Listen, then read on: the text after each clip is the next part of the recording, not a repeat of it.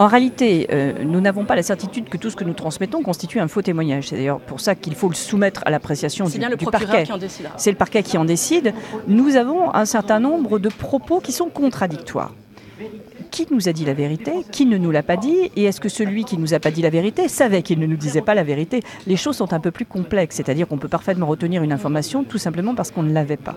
Donc tout ce qui nous est apparu par souci d'exhaustivité, receler une incohérence ou une contradiction, nous l'avons transmis, mais en transmettant à titre principal un certain nombre d'éléments qui nous paraissaient assez proche d'être autre chose qu'une omission ou qu'une incohérence, et plus proche du faux témoignage, bien sûr. Muriel Jourda, pour conclure, vous avez dit tout à l'heure, ce n'était pas un homme isolé, c'était bien un système. Le système était grippé. Je retiens notamment qu'il avait même été envisagé un décret secret pour qu'Alexandre Benalla puisse bénéficier d'un port d'armes, un décret secret du président de la République.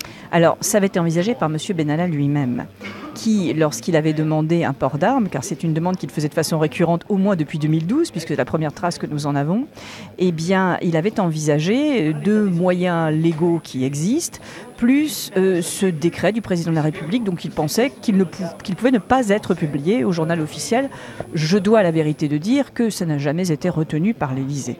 Et pour le reste, tout de même, vous estimez que le système entier est grippé aujourd'hui, à l'Élysée, encore aujourd'hui? S'agissant du traitement de la situation de M. Benalla, oui. Ça a été très clairement grippé.